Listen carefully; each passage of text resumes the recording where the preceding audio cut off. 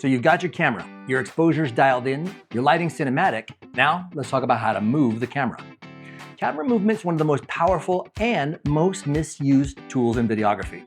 When done right, it adds emotion, immersion, and storytelling power. When done wrong, it's just shaky chaos. Before you move your camera, you really want to ask yourself why. Why am I moving it? Is it to reveal something? Am I trying to follow a character? Do I want to try to build energy or tension? Camera movement should always be motivated, meaning there's always a reason behind it that supports the story or the mood. Handheld is raw, it's natural, intimate, but it takes a steady hand and some practice. Here's some things to help you with it. You want to use two hands, keep your elbows tucked in, slightly bend your knees for smoother motion. And don't try to be a tripod, let the shot breathe a little bit. Now again, my Nikon Z8 has really incredible IBIS. That's in-body image stabilization. And this really helps smooth out some small shakes. But stabilization isn't magic. You'll still need to practice good technique. So you want to use handheld whenever you want your viewer to feel in the scene, like in a documentary, a vlog, or an intense moment. A locked-off tripod shot is calm, balanced, and is great for interviews, tutorials, and cinematic scenes where the frame does the talking. You want to use this when the story is emotional or introspective, or you want symmetry and stillness, or you're focusing on dialogue or the acting. Even no movement is a choice, and it creates a much different energy than motion. Gimbals are motorized stabilizers that keep your camera super steady while you move. They're amazing for cinematic walkthroughs, following shots, or really movement-heavy scenes. Here's some gimbal tips.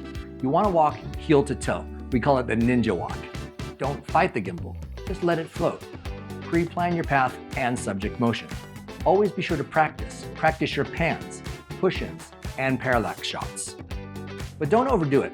Gimbal shots look best when used intentionally, not just as a flex. I'm going to give you 6 foundational moves to master, each with a different feel. Number 1, there's the push-in, or the dolly-in. This one builds tension and intimacy. You want to use it during emotional realizations or reveals. 2, there's a pull-out, or a dolly-out.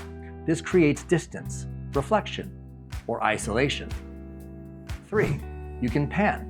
This goes left or right. This one reveals or follows movement. It creates space or reveals surprise. 4, tilt up or down. This one emphasizes scale, or it could introduce a subject.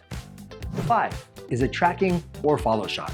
This one follows a subject in motion. It creates connection and immersion. 6, a static camera and subject movement. This is often more powerful than even moving the camera. Not every shot needs motion. In fact, holding still can be incredibly powerful. Sometimes you might want to hold still or during serious dialogue, quiet tension, visual storytelling where the subject's performance is the focus. A well-composed static shot lets your whole scene breathe. Real-world scenarios. Interviews. Use a tripod or a slow push-in. Travel vlogs.